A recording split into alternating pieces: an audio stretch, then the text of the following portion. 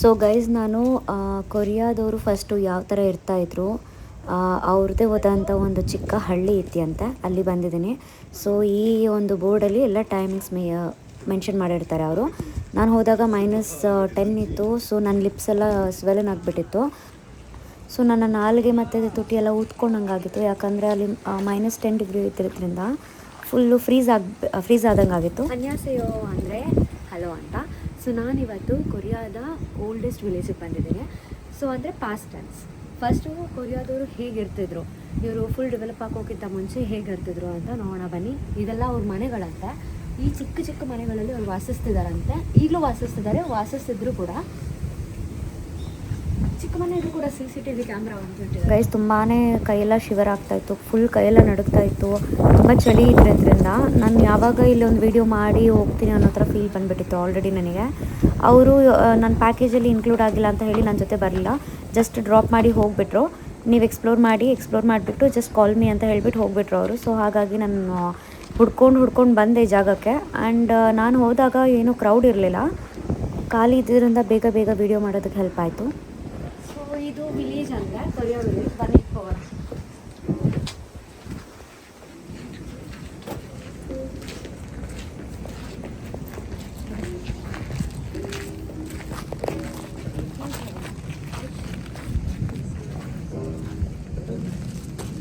First ಈ ಥರ ಕಲ್ಲಿನ ಮನೆಯಲ್ಲಿ ವಾಸಿಸ್ತಾ ಇದ್ರು ಅವರು.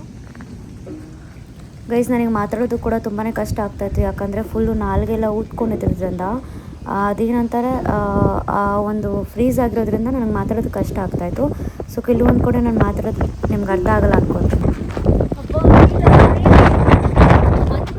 ಹೇಗೆ ಇರ್ತಿದ್ರು ಅವರು ಅಂತಾನೆ ಅರ್ಥ ಆಗ್ತಾರ. ನನಗೆ 2 ನಿಮಿಷಕ್ಕೆ ಫುಲ್ ಎಲ್ಲ ಗ್ಲೌಸ್ ಹಾಕೊಂಡಿದ್ರು, ಮೈಯೆಲ್ಲ ನಡುತ್ತಾರೆ. ಇವ್ರು ಏನು ಅಂತಾನೆ ಗೊತ್ತಾಗ್ತಿಲ್ಲ.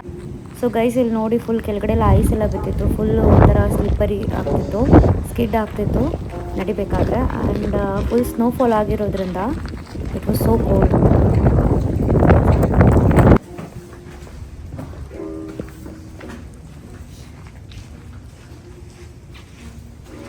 ಓಕೆ, ಇದು ಇದು ಕಬರ್ಡ್, ಅವರ ವಸ್ತುಗಳೆಲ್ಲ ಇರ್ತಾ ಇದ್ದಂಥ ಜಾಗ ಇದು. ಬರೀ ಅಲ್ಮರ ಥರ, ಅದಕ್ಕೆ ಒಂದು ಮನೆ ಮಾಡ್ಕೊಂಬಿಟ್ಟಿದ್ದಾರೆ.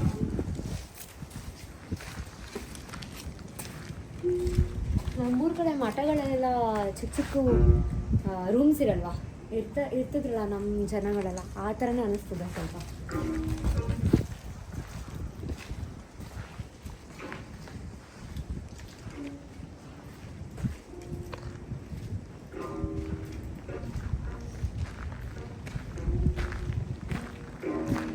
ಕುತ್ಕೊಂಡು ಟೀಚಿಂಗ್ ಮಾಡ್ತಿದ್ರು ಅನ್ಸುತ್ತೆ. ಇಲ್ಲೇನೋ ಬರ್ದೇ ಇಲ್ಲ, ಕೊರಿಯನಲ್ಲೇ ಬರೀತಾರೆ, ನಮ್ಗೆ ಏನು ಅರ್ಥ ಆಗಬೇಕು. ಒಳ್ಳೆ ಟೀಚಿಂಗ್ ಎಲ್ಲ ಮಾಡ್ತಾಯಿದ್ರು ಅನ್ಸುತ್ತೆ.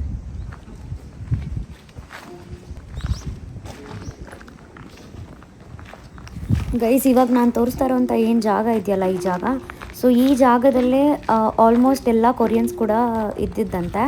ಅಂದರೆ ಆವಾಗ ಪಾಪ್ಯುಲೇಷನ್ ಅಷ್ಟು ಇರಲಿಲ್ವಲ್ಲ, ಸೊ ಹಾಗಾಗಿ ಇಲ್ಲೇ ಅವ್ರು ವಾಸಿಸ್ತಾ ಇದ್ರಂತೆ. ಆಮೇಲೆ ಇನ್ನೊಂದೇನೆಂದರೆ, ಇವಾಗ ಪ್ರೆಸೆಂಟ್ ಕೊರಿಯಾ ಏನಿದೆಯಲ್ಲ ಅಲ್ಲೆಲ್ಲ ಮರ ಗಿಡಗಳು, ಕಾಡು ಥರ ಇತ್ತಂತೆ. ಸೊ ಹಾಗಾಗಿ ಇಷ್ಟು ಚಿಕ್ಕ ಜಾಗದಲ್ಲಿ ಅದೆಷ್ಟು ಜನ ಇದ್ರು ಅಂತ ಗೊತ್ತಿಲ್ಲ.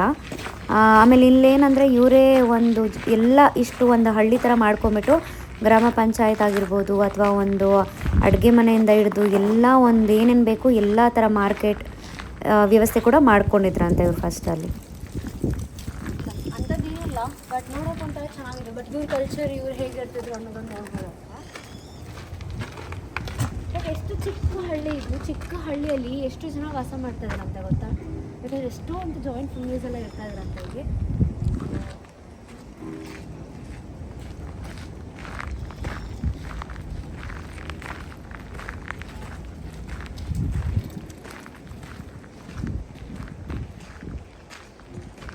ಅವ್ರು ಯೂಸ್ ಮಾಡ್ತಾ ಇದ್ದಂಥ ಹಾಸಿಗೆ, ದಿಂಬು, ಬೆಡ್ಶೀಟ್ ಎಲ್ಲ ಇಟ್ಟಿದ್ದಾರೆ. Maybe they use to sleep here.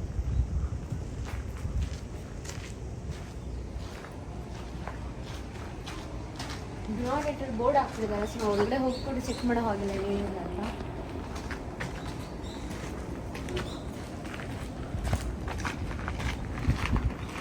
ನಾವು ಯೂಸ್ ಮಾಡ್ತಂಥ ಇದು ಮಡಿಕೆ ಪಾತ್ರೆಗಳೆಲ್ಲ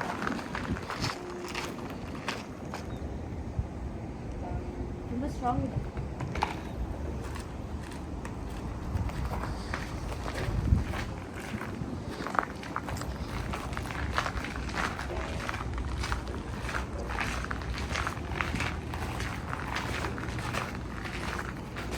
ಅದು ಒಳುಕಲ್ಲು ಅವ್ರು ಯೂಸ್ ಮಾಡ್ತಾರಂತ ಒಳುಕಲ್ಲು. ಮತ್ತು ಇದೆಲ್ಲ ಮೇ ಬಿ ಚಾರ್ಕೋಲ್ಸ್ ಎಲ್ಲ ಇಟ್ಟಿದ್ದಾರೆ. ಮೇ ಬಿ ಹೊಲೆ ಎಲ್ಲ ಅಡುಗೆ ಮಾಡ್ಕೊಳ್ಳೋದಕ್ಕೆ ಅನಿಸುತ್ತೆ. ಪಾತ್ರೆಗಳೆಲ್ಲ ಇಟ್ಟಿದ್ದಾರೆ, ಕಟ್ಟಿಗೆಲ್ಲ ಇಟ್ಬಿಟ್ಟಿದ್ದಾರೆ. ಇಲ್ಲಿ ಓಪನ್ ಕಿಚನ್ ಇದು. ಹೊರಗಡೆ ಎಲ್ಲ ಹೊಲೆ ಎಲ್ಲ ನಾವು ಯೂಸ್ ಮಾಡ್ತೀವಲ್ಲ, ಸೊ ಹಾಗಾಗಿ ಓಪನ್ ಔಟ್ಸ್ಟೇರ್ಸಲ್ಲಿ ಇಟ್ಕೊಂಡ್ಬಿಟ್ಟಿದ್ದಾರೆ. ಸೊ ಇಲ್ಲಿ ಅವರು ಅಡುಗೆ ಎಲ್ಲ ಮಾಡ್ತಾಯಿದ್ರಂತೆ, ಊಟ ಎಲ್ಲ ಮಾಡ್ತಾಯಿದ್ರಂತೆ ಇಲ್ಲೇ ಕುತ್ಕೊಂಡು. ಅದು ಬಾವಿ, ಗೊತ್ತಿಲ್ಲ ನೀರಿದೆಯಾ ಅಲ್ವಾ ಅಂತ. ಸೊ ಲೆಟ್ಸ್ ಗೋ ನೋಡೋಣ ನೀರಿದೆಯಾ.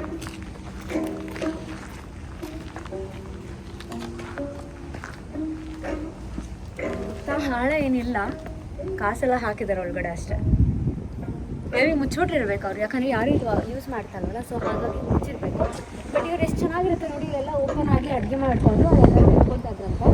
ಎಲ್ಲ ಕುತ್ಕೊಂಡು ಊಟ ಮಾಡೋದು ಒಂಥರ ಹಳೆ ಕಾಲದ ಫೀಲಿಂಗು.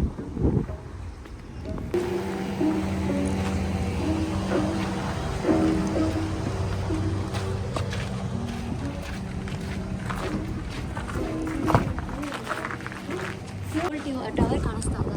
ಈ ಡ್ರಾಮಾ ಪಾಪ್ಸಸ್ ಎಷ್ಟೊಂದು ಜನ ಬಂದು ಅಲ್ಲಿ ಎಷ್ಟೊಂದು ಮೂವಿ ಶೂಟಿಂಗ್ಸ್ ಎಲ್ಲ ಮಾಡಿದಾರಂತೆ.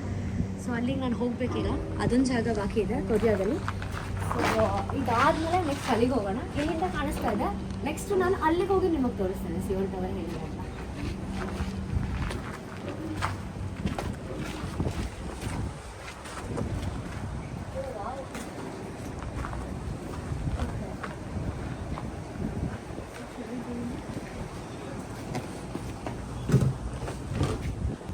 ಸೊ ಇಲ್ಲೆಲ್ಲ ಓಲ್ಡ್ ಸ್ಟೈಲ್ ಮನೆಗಳನ್ನ ಮಾಡ್ತಾ ಇದ್ರಂತೆ. ಇವಾಗ ದೊಡ್ಡವರೆಲ್ಲ ಇದ್ದಾಗ ಜಾಯಿಂಟ್ ಫ್ಯಾಮಿಲಿ ಇರ್ತಾ ಇದ್ದಲ್ಲ, ಅವರೆಲ್ಲ ಒಟ್ಟಿಗೆ ಇರಿಸ್ಬೇಕಂತ ಹೇಳಿ ಎಷ್ಟೋ ಜನ ಫ್ಯಾಮಿಲೀಸ್ನ ಒಟ್ಟಿಗೆ ಇರಿಸ್ಬೇಕಂತ ಹೇಳಿ ಚಿಕ್ಕ ಚಿಕ್ಕ ಮನೆಗಳನ್ನ ಮಾಡಿಬಿಡ್ತಾ ಇದ್ದಂತೆ.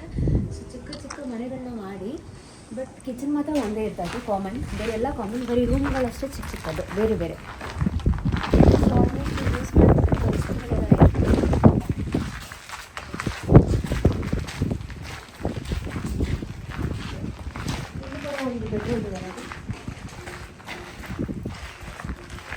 ಯೂಸ್ ಮಾಡ್ತಾ ಇದ್ದಂಥ ಬ್ಲಾಂಕೆಟ್ಸ್ ಎಲ್ಲ ಇಟ್ಟಿದ್ದಾರೆ.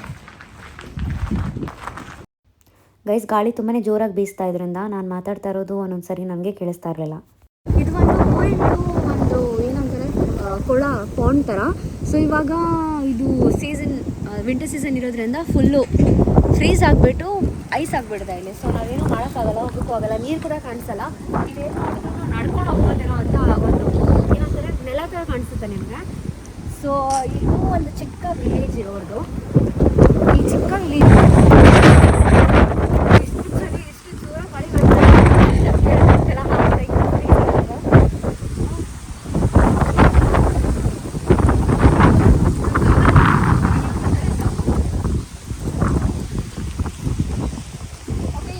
ಸಭಾ ಎಲ್ಲಿ ನೃತ್ಯ ಕಾರ್ಯಕ್ರಮ ಎಲ್ಲ ಮಾಡ್ತಾರಲ್ಲ, ಸೊ ಜಸ್ಟ್ ಎಂಟರ್ಟೈನ್ಮೆಂಟ್ ಪರ್ಪಸ್ಸಿಗೋಸ್ಕರ ಇಟ್ಟಿದ್ರಂತ ಇಲ್ಲಿ.